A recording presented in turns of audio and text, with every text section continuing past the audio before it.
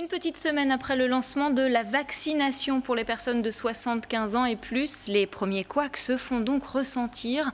En Indre-et-Loire, les 5 centres de vaccination affichent tous complets. Même constat du côté des 3 centres ouverts en Loire-et-Cher. Pour tenter de comprendre cette situation, on fait le point avec notre invité du jour. Christophe Lugnot, bonjour. Bonsoir. Vous êtes donc le responsable du service communication à l'ARS du centre Val-de-Loire. C'est donc l'agence régionale de santé qui chapeaute toute l'organisation de cette vaccination.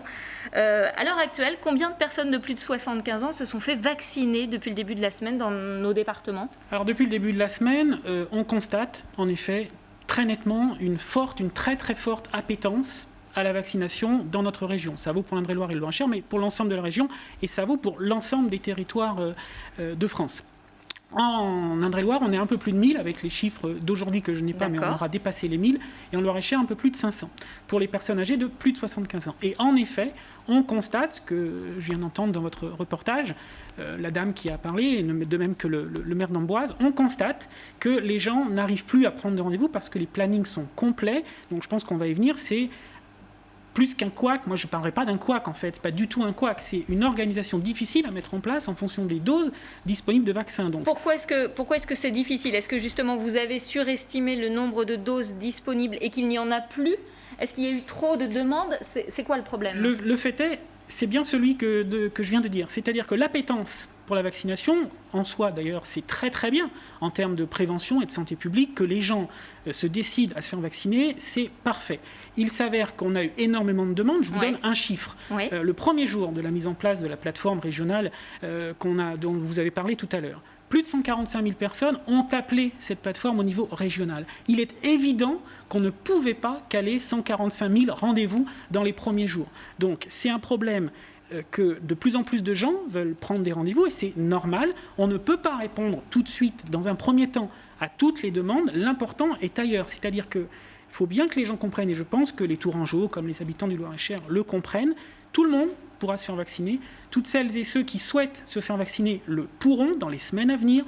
La course de fond dont a évoqué le gouvernement, c'est tout à fait ça. C'est une campagne de vaccination qui durera plusieurs semaines. Et les plus de 75 ans, les personnes qui ont différentes pathologies, on comprend tout à fait leur volonté de se faire vacciner parce qu'elles savent qu'éventuellement elles peuvent avoir une forme grave de la Covid. Et c'est aussi pour cela que la priorisation s'est faite pour ces personnes depuis maintenant, donc le début de la semaine dernière. Finalement, vous avez été victime de votre succès. Vous n'attendiez pas on peut dire ça comme ça. Telle demande de la part des habitants. Je dirais plutôt victime de notre succès qu'un couac, parce que ce n'est pas un couac en soi. On vaccine de plus en plus de personnes. C'est très positif.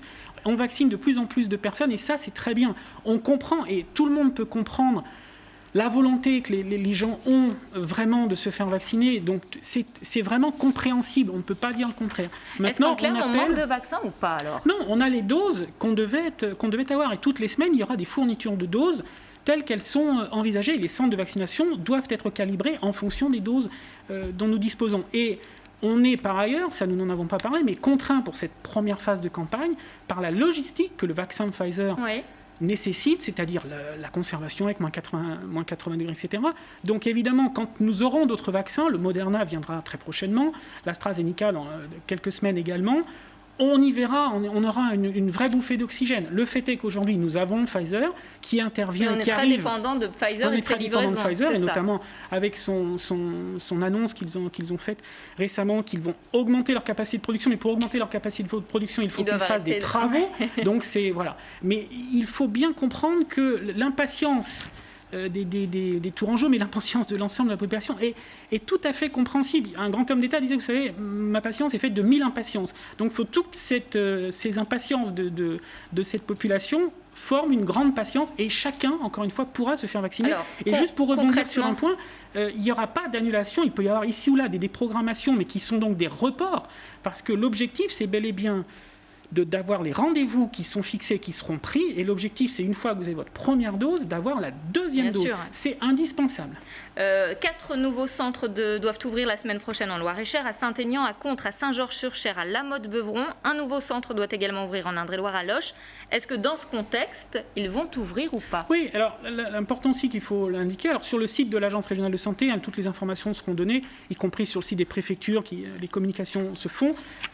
3 des centres, la Vallée du chers dont vous avez parlé tourneront, donc ils interviendront par rotation pour justement permettre à tout un chacun de pouvoir y aller. Il y a des centres qui fonctionnent tous les jours et d'autres, on va adapter la voilure en fonction des doses. Et c'est très important.